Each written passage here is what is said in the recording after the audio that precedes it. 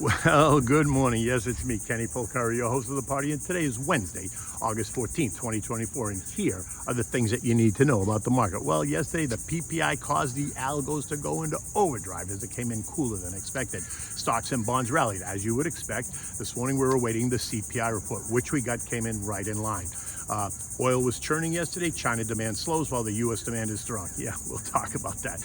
Gold remains north of 2,500. And what are we having for dinner tonight? We're having the risotto alla amarone. It is delicious. It's a risotto made with red wine, right? So bam, stocks rallied, bonds rallied, causing yields to fall after the government reported a cooler than expected PPI report, giving strength to the idea that there is now absolutely no reason for the Fed not to cut rates in September. That's it, done. They made up their mind. Swaps traders are now, and get this, pricing at a 40 basis point cut in September with another 65 basis points worth of cuts between November and December, right? For a total of 105 basis point cut by the time the ball drops in Times Square on New Year's Eve, taking rates to the 3.95% to 4.2% range, down from the current 5 to 5.25% range.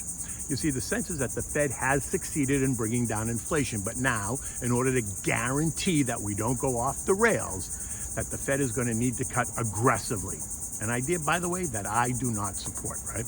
In my mind, an aggressive cut says something different, right? It says something's wrong, and it sends a very different message to the markets. And by the way, this week alone, we've heard from 3 Fed heads that they all say that they remain cautious about cutting rates, which doesn't really suggest to me that the team is ready to make a jumbo rate cut, right? More than 25 basis points. And again, whether it's 25 or 50 basis points at this point, is it really going to change the fact that prices are still going up for the things that we need every day? Let me answer that question.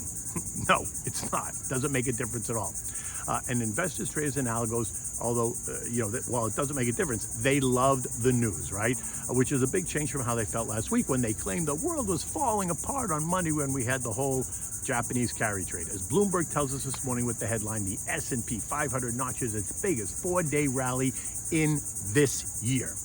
The Dow gained 410 points or 1%. The S&P up by 90 points, 1.7%. The Nasdaq exploded higher, rising 407 points or 2.4%. Again, you can thank the Magnificent Seven for that. The Russell rose by 34 points or 1.6%. The Transport's up 152 points or 1%, while the equal-weighted S&P added 78 points or 1.2%. The TLT ETF, which is a 20-year bond proxy, rose by 0.8. The TLH rose by 0.7, leaving the 2-year yielding 3.93%, down 7 basis points, while the 10-year is yielding 3.84. That was down 6 basis points. Now, the aggregate bond index, which includes total U.S. investment-grade bonds, think treasuries, corporates, MBS, ABS, and CMBS, also was up, and that rose by 0.4%. This was just 24 hours before we're going to get this key piece of inflation data today, right? The CPI. Now, the CPI details inflation at the consumer level. Remember, the PPI details the cost of goods at the producer level. And since that is cooling, then you would expect the CPI to be cooling as well, since prices flow down from the PPI into the CPI. Gavish? Okay. Now, while the PPI showed cooling, the estimates for today's CPI are just a tad bit higher than they were last month. CPI month over month is expected to be up 0.2, up from negative 0.1 last month. Ex-food and energy up 0.2, up from 0.1% last month. CPI year over year is expected to be up 3%, flat with last month, with ex-food and energy expected to be up 3.2%, which is down from last month's 3.3. So on the face of it, it looks like a mixed report that's actually showing prices rising a bit month over month, but cooling year over year. But my sense is that after yesterday's reaction, even if it comes in as expected, they're going to ignore any negative piece of that at all, any negative implication, because they've already made up their minds that the Fed just has to cut rates, so they'll, continue to churn and take stocks higher. But remember, the Fed has 2 mandates here, right? Price stability and full employment. And the sense is now that they appear to have inflation cooling, although I haven't seen any relief in the things that we need every day, right? They have to refocus their efforts on the labor market, right? Which is also showing signs of slowing, something that the Fed doesn't want to see at this point in the cycle. They would rather have seen that when inflation was still higher, but since inflation is cooling, they don't want to see a weakening labor market right now. So the expectation is that a slowing labor market demands lower rates to help the labor market recover. But you see, here's the rub.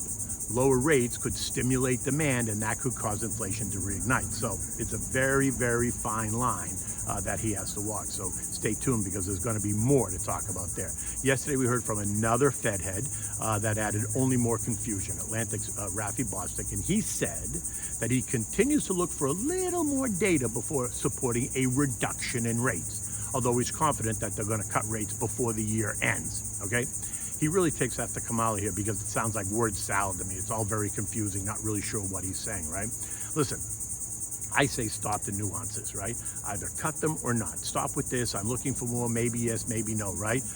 But stop with the word salad. We're going to hear from, tomorrow we're going to hear from Fed's Alberto Musalem and Patty Harker, and on Friday we're going to hear from Chicago's Austin Goolsbee. So we're going to get 3 more opinions from Fed heads on what the Fed should do concerning rates. Now, I just have one thing to say. When I came into this business in 1980, the Fed never did what they do today. They never spoke to the press. They never asked you to come and lie down on the couch and take a Xanax and ask you if you were okay and hold your hand and say everything's going to be okay. They came out from behind the Iron Curtain and they told us what they decided, and boom, that was it. The market had to figure it out itself. There was none of this, leading up to and all this speculation. No. They didn't send each member out to discuss what they thought or what they thought might happen. They said nothing. And in a certain way, it was better. It separated the men from the boys and the women from the girls, right? Just ask anyone who was around at that point.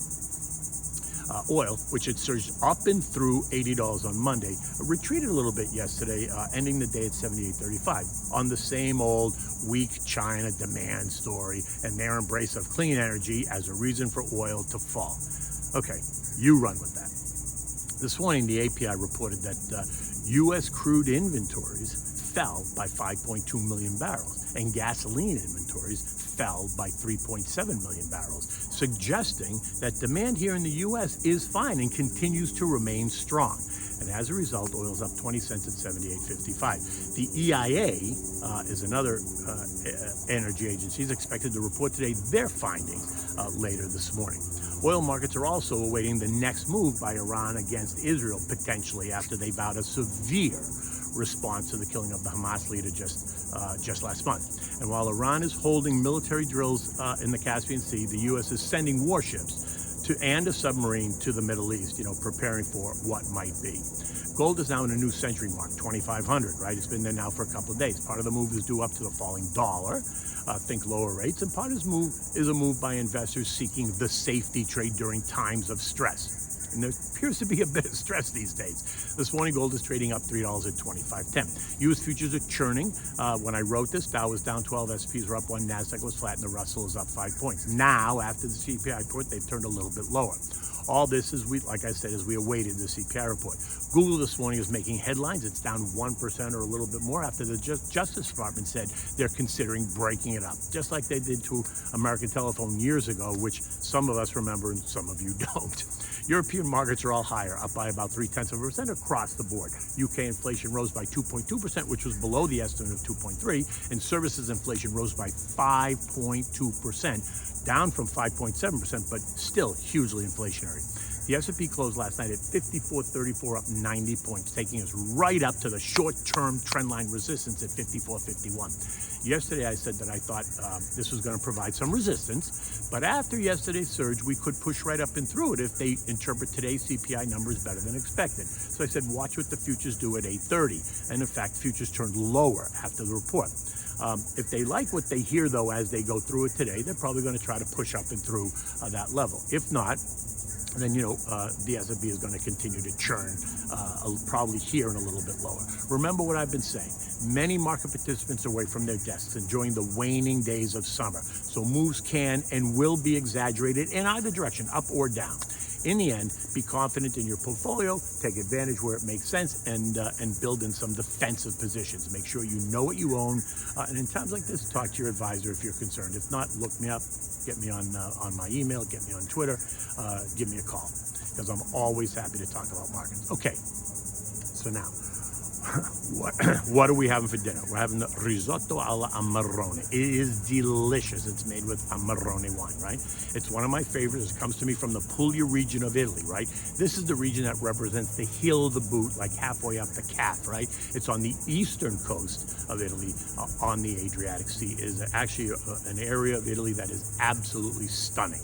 Now, for this, you're going to need violone nano rice. It's similar to Carnaroli rice, but it produces a creamier, delicious risotto. You really have to find that at a specialty Italian store.